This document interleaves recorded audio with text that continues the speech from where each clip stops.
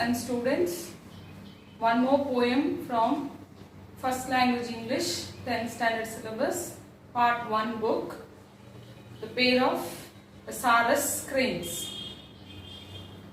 Before going to the poem, we'll just concentrate on few things related to this poem. We being human beings should think a lot about the other living beings or our environment, because the life should exist on this planet Earth with coexistence. We should care for the other living beings. We should try to keep our environment clean, and that will help us to save our planet. Here we see that the poet is trying to concentrate on the life of the animals, especially a type of birds, that is Saras crane. Saras crane, they are mainly found in the Asian countries, that is India, Burma, Ceylon, and they always pair for life. As human beings pair for life, that is the male and the female, we can also see this aspect in the life of the Saras cranes, and how they really find it difficult when they are departed from each other. And how are they departed? Mainly it is because of the lifestyle of the human beings. Human beings, they hunt animals or birds for food purpose or also for the entertainment. Even though poaching of animals or hunting is restricted, but it is not being stopped or it is not ended to the extent what the government is trying to do. The coexistence will always help us lead a peaceful life, and also we can prevent the extinct of the animals or birds. So that is very important here. Now the poet here has tried to explain the life of two birds, that is a male and the female Saras crane. The writer of this poem is Manmohan Singh, Indian writer, and very important is an officer in Indian Administrative Service. He is also a contemporary writer. What is this contemporary? Contemporary means he concentrates on the present situation or something related to the present aspect. He has written many articles in magazines, and this poem is taken from his book The Village Poems. So before going to the poem, we'll have a loud reading of this poem. I want all of you to concentrate on the reading, because in all the languages, the reading is a very important skill which will help us to enhance our language. So all of you concentrate on the reading. To a pair of Saras cranes, the male was shot as he necked to pull the reluctant sun out from the rim of horizon. She flew crying as he was picked up, hands and jaws, and a proud neck was humbled to lie like dirty linen in a coarse washing bag. She circled in the sky in movements of grace over his disgraceful end. The killers went away and she returned to the Dead Sea. Same paragraph continued here.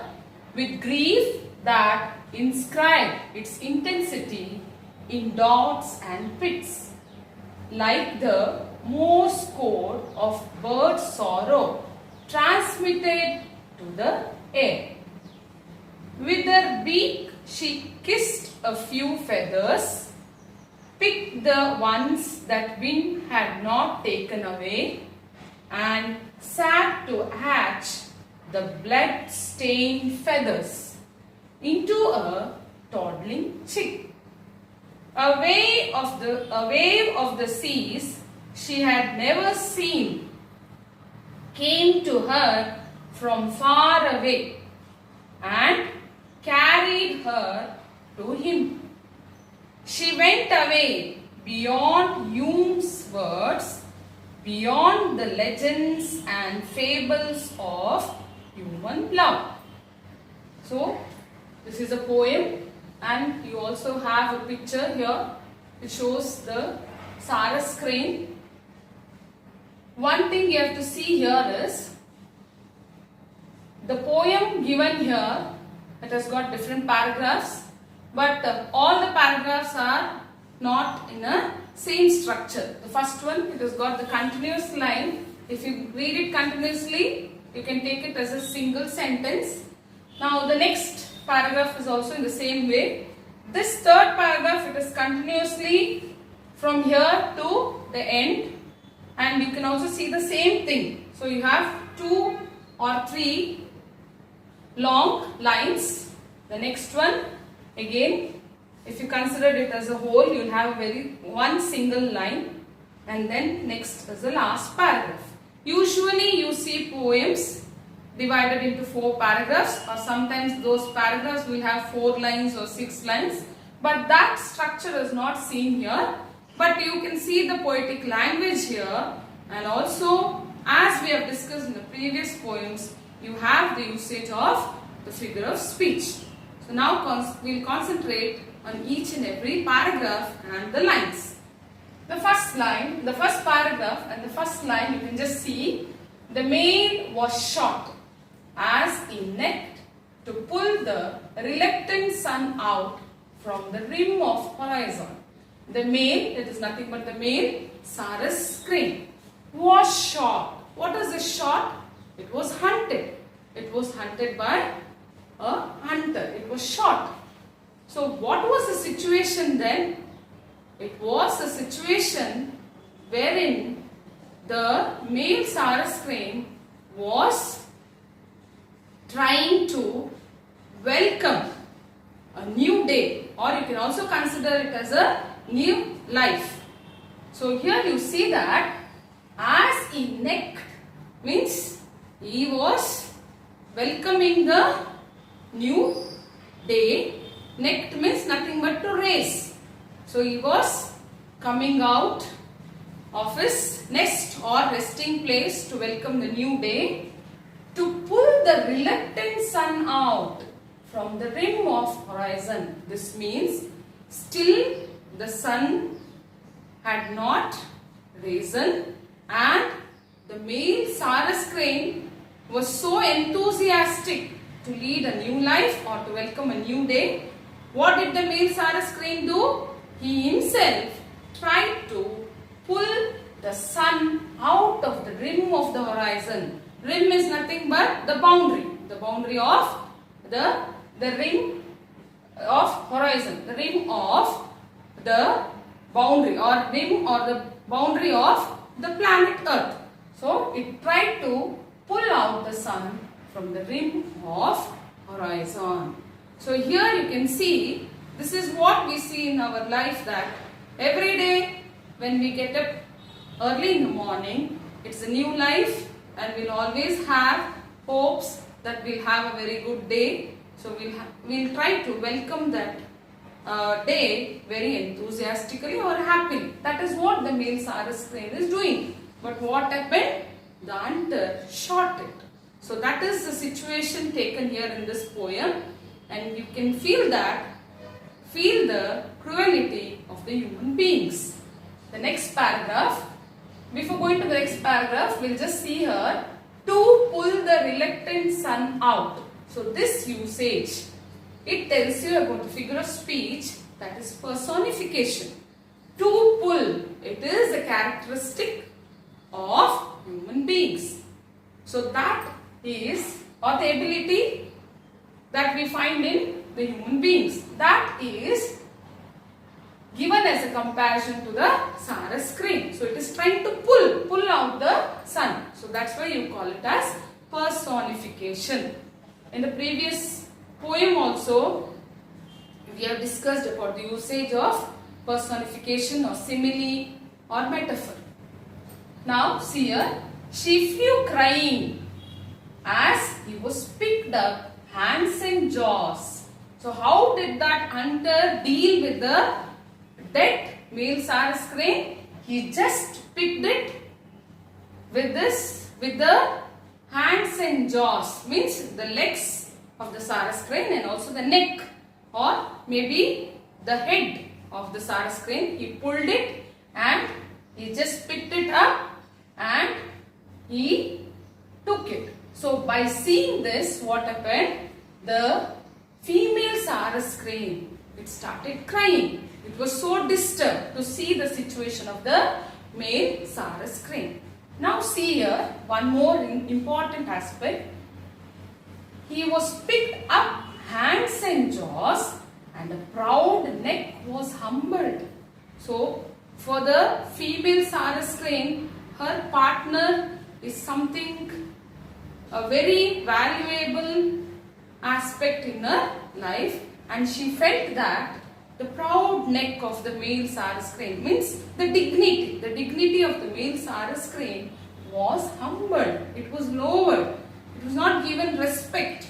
It was shot, it was killed, it was not left to lead a life, and thus the treating of the hunter with the male Saras crane disturbed the female Saras crane. Now what did he do? He picked up hands and jaws and he lowered the dignity of the male Saras crane, and then what was the situation there? You can observe, was humbled to lie like dirty linen in a coarse washing bag. Now what is this dirty linen? So it is nothing but the male Saras crane, the body of the Saras crane, the dead male Saras crane. It was treated like a dirty linen. Dirty linen. Linen is nothing but a type of cloth material, especially cotton one, and it is completely dirty. So it was treated like this, dirty linen. So this dirty cloth, so it is compared to a dirty cloth, and in a coarse washing bag. A dirty cloth which will be put in a coarse, that is rough washing bag. You might have observed at home, you will have washing bags, or you will keep your dirty clothes or the clothes that has to be washed in a tub, or sometimes you will have cloth bags for that. In the same way, this male Saras crane which was dead, the dead body was taken by the hunter and it was put in a coarse washing bag. So there you can see that it is compared to a dirty linen. So this is also very important here, to lie like dirty linen, like. So this type of comparison tells you that it is simile. Simile is one more figure of speech. When you have words like and as, that is nothing but the comparison, whatever is done is simile. So here in these two paragraphs you come to know that how the male Saras crane was hunted and killed by the hunter, and the way he treated it, because he did not have any respect to those birds or the life of those birds. He just wanted to hunt it and take it away. Next paragraph. She circled in the sky in movements of grace over his graceful end. Now what happened? She is in grief. She is feeling very sad, she was just circling in the sky. She was going round and round in the sky, that too in a movements of grace. So there was so much of grace in her movements. When we see the birds like peacock or these cranes, you might have observed their movements. It will be so graceful, that dignity you can see. So even though she was in such a situation, her circling in the sky had a grace. But what happened? These movements were only for the sake of her partner, who had a very disgraceful end, because that death was really a horrible one. The killers went away and she returned to the death scene. Now the killers, what did they do? They killed the male Sarus crane. They put it into the bag, washing bag or coarse bag or a rough bag, and they took it away. When they left that place, what did the female Sarus crane do? Suddenly it came to the death scene. Death scene is nothing but to the place where the male Sarus crane was shot and it was lying. Now what is the experience of that female bird, or what was its reaction? The grief that inscribed its intensity in dots and pits, like the Morse code of bird sorrow transmitted to the air. So it came to the place there, to the death scene, and what was its reaction? It was in deep sorrow and it went on crying, and you could see the intensity of its feelings. That is, in dots and pits. Dots and pits is nothing but long and short sounds wherein the birds or animals express their feelings. So even this female Sarus crane, it was crying, and you could feel that and you could see that the grief or the intensity of grief. Intensity means it is a higher degree of that grief was inscribed in its cry. What is this inscribed? Inscribed means the inscriptions, the words which are cut. You might have also seen such boards where the words are inscribed, especially when you visit historical places. So in the same way, by listening to the cry of the female Sarus crane, you could get those expressions or the words were in the form of inscriptions. Now that inscription or that sound is compared to the Morse code, like the Morse code of birds' sorrow transmitted to the air. Now what is this Morse code? Morse code, it is also a symbol invented by Samuel F.B., wherein you have long and short sounds used to send messages. So that is what is told here. The sound of the bird had long and short sounds, and you felt that it was like Morse code and the information was being transmitted in the air. That is the expression of sorrow or the feelings of the female Sarus crane.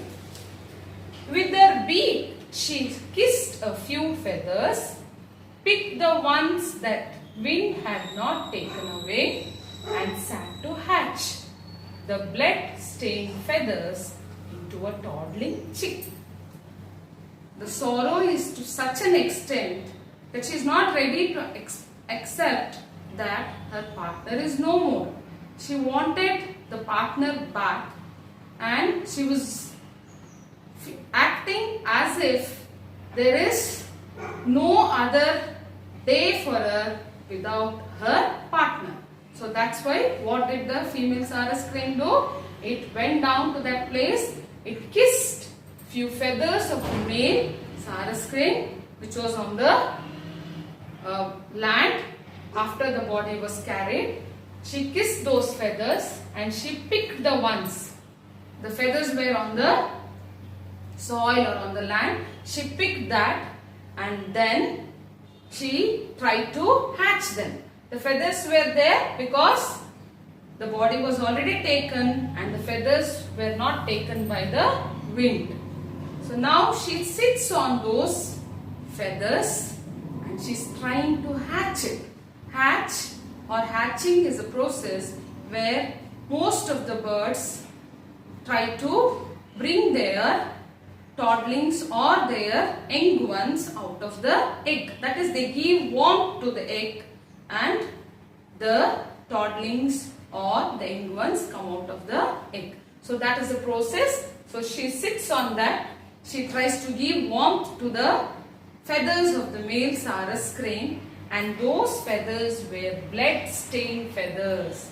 All those feathers had the blood of the male Sarus crane and tried to hatch it into a toddling chick. What does this toddling chick means? The young ones, when they are born, they come out of the egg, but they will not have so much of energy to walk out, but they will be trembling or they will be very young to walk. So that is called as toddling. So when they are not able to balance themselves. In the same way, she was just thinking that the male Sarus crane will regain its life, or she was trying to give life to her partner. So these two paragraphs will tell you the intensity of the grief that is faced by the female Sarus crane. And these two paragraphs are very important paragraphs when it comes to your long answer, that is the 4 marks or the 3 marks one. The last part of the poem, the last paragraph. A wave of the seas she had never seen came to her from far away and carried her to him. So I just stopped here because these 3 lines are telling her situation after losing her partner. What is this? A wave of seas. That is nothing but the intensity of grief. The grief that she had never experienced in her life when her partner was alive, that has come into her life. She has never experienced. She was very happy with her partner.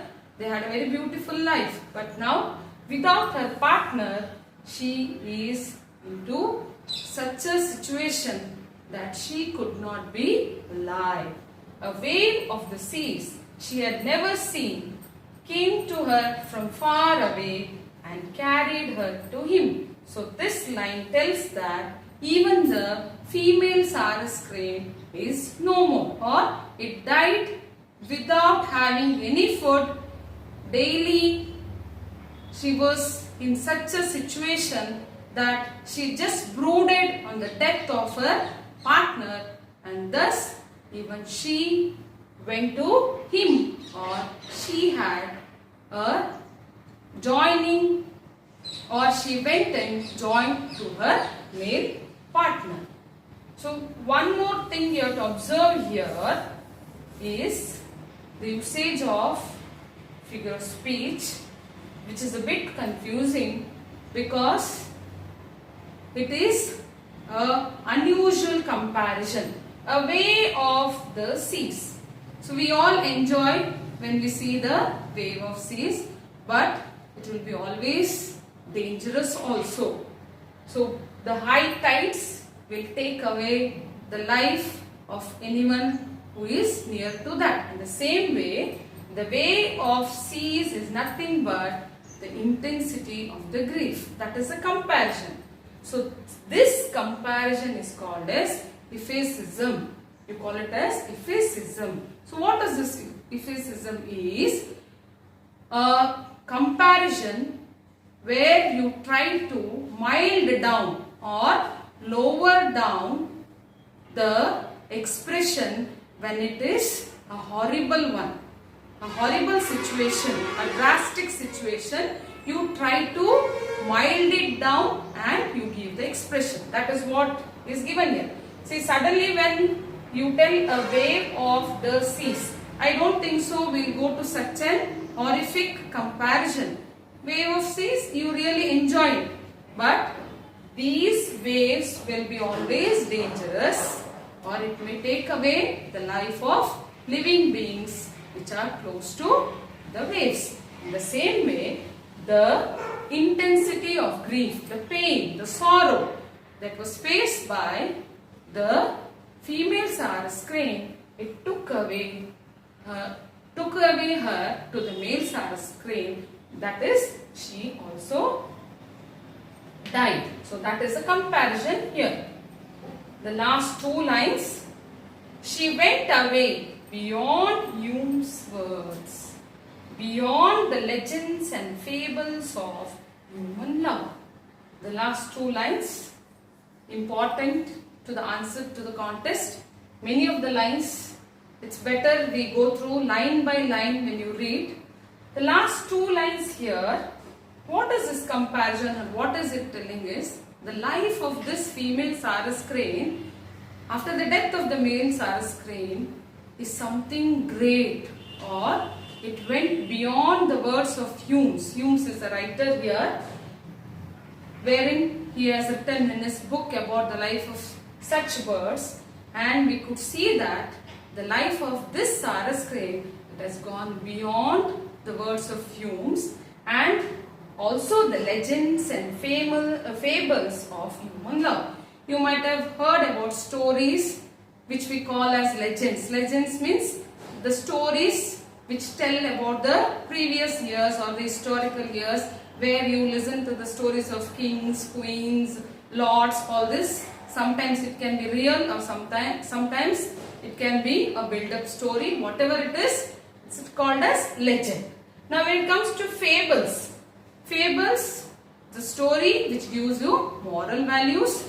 There also you can have different characteristics, especially the animals, and important example for this fables is the Panchatantra stories, wherein you get the moral values. So many legends or the fables you might have heard or you might have seen as film or on TV. So here you can see that the story of the female Saras crane has gone beyond all this. Now, what is this Hume's words? What has he written or what has he expressed? I'll just read it out for you all. So that is, these two Saras crane are something different. But here what is written is, they certainly pair for life.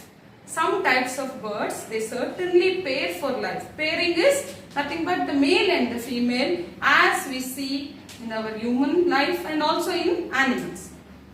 But here they try to be together as human beings and probably exhibit great grief for their male keeping for weeks. That is, when they depart from their partner, they will be into great grief and they go on waiting for the male partner for weeks.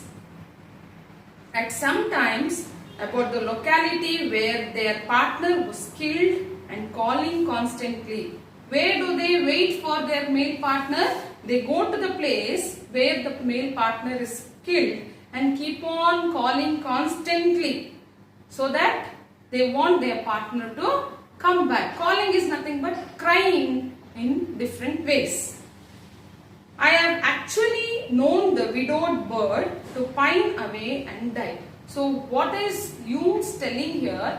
He has also experienced or he has seen the life of a widowed bird. Widowed bird means the female bird who has lost the male bird.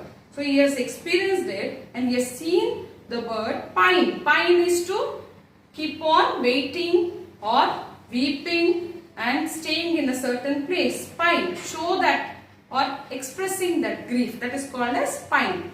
Pine away and die. So it has waited for longer days, it did not have anything, it kept on calling and then the bird died. These are Hume's words taken from the Game Birds of India, Burma and Ceylon 1881. So I read these lines to you all because these are the actual lines taken from the book of Hume's, that is the Game Birds of India, Burma and Ceylon in the year 1881. So this is how the poet here tries to tell people, see, never think only about your own life or enjoy your life to such an extent where you disturb the other living beings. Leave them, or you have to live your life and you have to let other living beings to live their life, and they become part of our life, because we can never think of our life without the environment, that is without the trees, birds, animals. It's nothing but the coexistence that we have to always try to live. This is how there is a information to all of us wherein we have to inculcate this in our life, and a meaningful message to all of us.